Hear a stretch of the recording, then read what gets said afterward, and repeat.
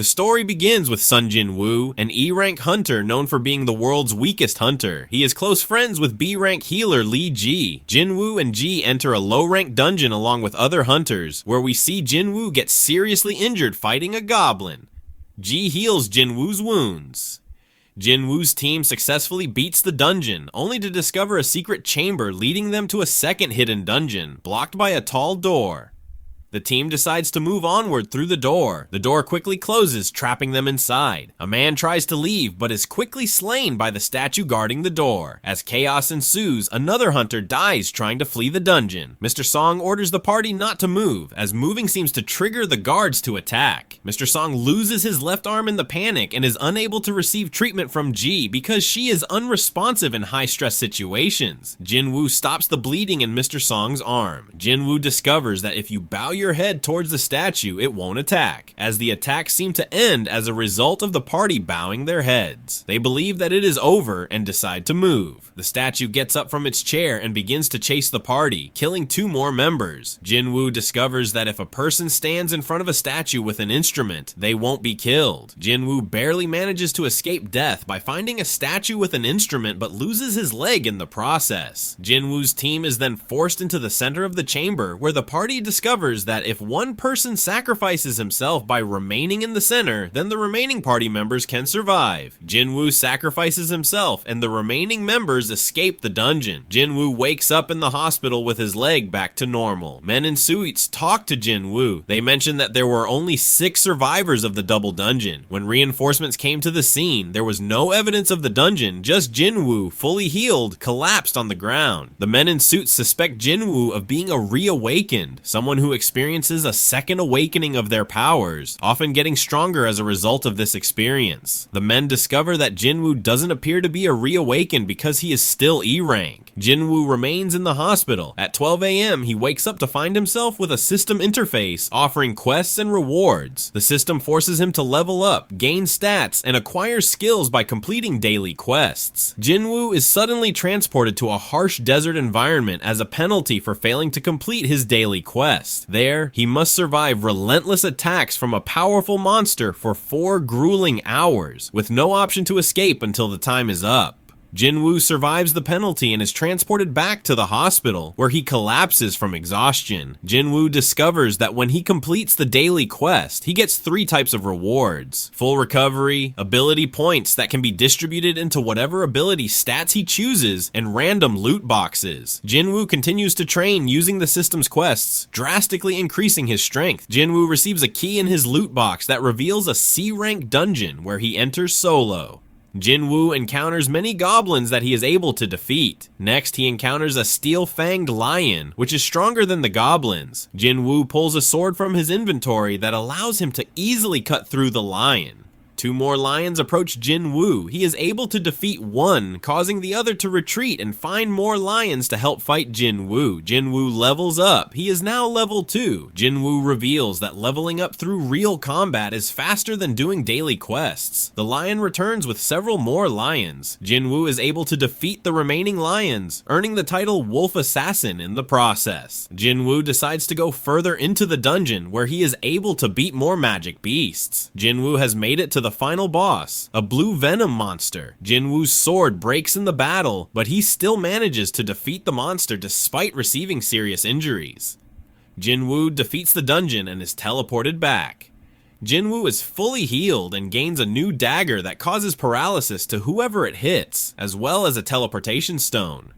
The nurses at the hospital notice Jin-Woo's physique change as a result of completing daily quests. Jin-Woo checks out of the hospital fully recovered. Jin-Woo has gained height and is visibly stronger and is now level 18. Jin-Woo decides to add points to his strength, agility, and perception. Jin-Woo joins a new party to enter a C-rank dungeon. He meets Yu Jin-Ho, who is a D-rank hunter.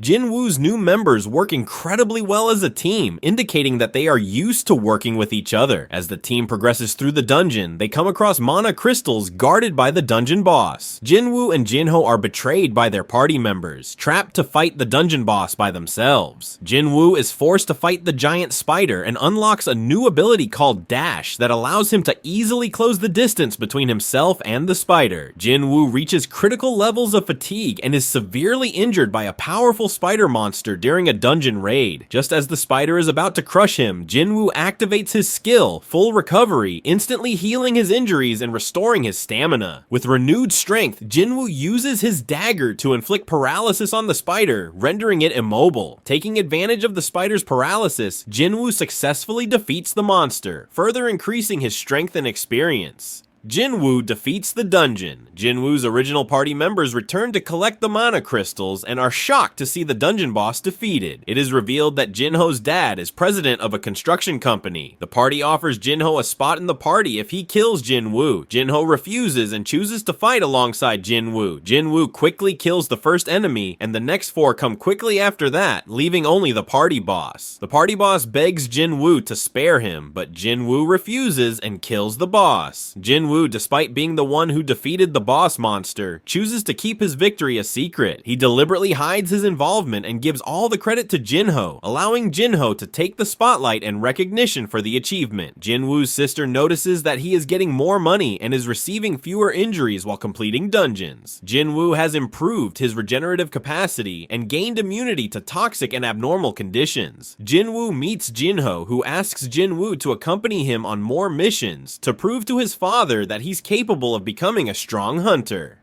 Jin-Ho offers Jin-Woo 30 billion to accompany him on 19 C-rank missions. Jin-Woo declines the offer, and Jin-Ho threatens to expose Jin-Woo as a false ranker, or someone who hides their true rank. Jin-Woo receives a blessed loot box for his daily quest reward. He obtains a key to an S-rank dungeon. Jin-Woo enters the S-rank dungeon with the idea of teleporting if it gets too dangerous. Jin-Woo encounters Cerberus, a 3-headed guardian beast. The creature is immensely powerful, each head attacking with a different element. Jin-Woo contemplates using the teleportation stone, but refuses to give up too early. However, the stone is suddenly knocked out of his hand. Jin-Woo remembers that he can buy healing potions from the system. Jin-Woo defeats Cerberus, but decides to go back and return in the future. Jin-Woo decides to join Jin-Ho on the 19 C-rank raids for 30 billion, but on the condition that they enter by themselves. Jin-Ho agrees. Jin-Woo is now level 26 and is finding it harder to level up, so he decides to take on a D-rank raid. Jin-Woo reunites with Liu, Mr. Song, as well as 2 other members from the double dungeon who feel ashamed for sacrificing Jin-Woo. Jin-Woo will be completing the dungeon with C-rank prisoner substitute hunters and their B-rank overseer. These substitute hunters are criminals who take part in dungeons to reduce their sentences. Jin-Woo asks Jui to sit the dungeon raid out because of the addition of the prisoner substitute hunters. The overseer assures the party that he will protect them from the prisoners. The prisoner substitute hunters work together to effortlessly defeat the dungeon goblins alongside Jin-Woo's party. Mr. Sun and Louie notice that Jin-Woo has gained significant strength in such little time. As the party progresses through the dungeon, they encounter a 3-way split and decide to divide the team into 3 groups to complete the dungeon more quickly. The overseer for the prisoner substitute hunters is spotted killing the prisoners. The overseer then kills the witnesses and attacks Li-Ji, but Jin-Woo intervenes and stops him. The overseer explains to Jin-Woo that he is a hitman hired to get revenge on the prisoners. While Jin-Woo protects Liu,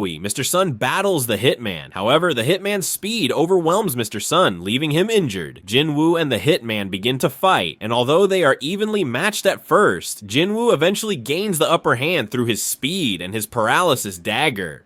Mr. Sun takes credit for killing the hitman to protect Jin-Woo's secret.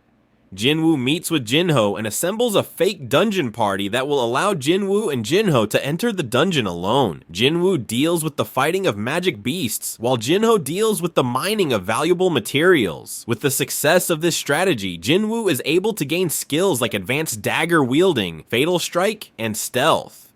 Jin-Woo also receives a job change request from the system. Jin-Woo gets scouted by the White Tiger Guild, but refuses so he can continue working with Jin-Ho.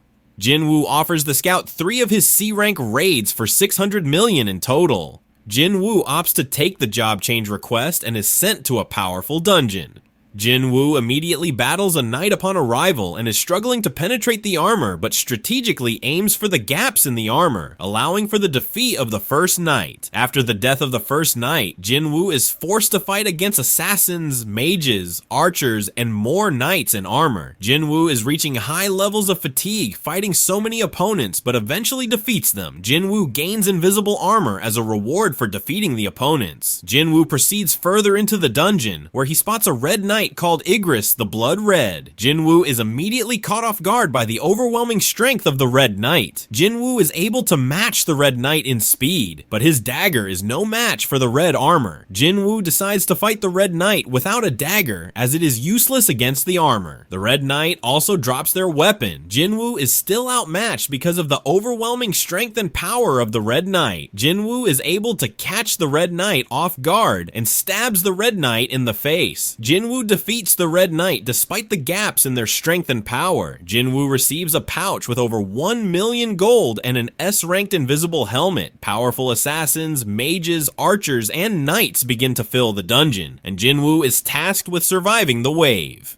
Jin-Woo contemplates fleeing the dungeon using the teleportation stone because of his fatigue when it is knocked out of his hand. Jin-Woo is now forced to survive this wave with no possibility of escape. Jin-Woo can't use most of his abilities because he is at high levels of fatigue. Jin-Woo almost succumbs to the high number of opponents when he is suddenly transported to the penalty zone for missing his daily quest. Jin-Woo defeats the penalty monster and is able to heal.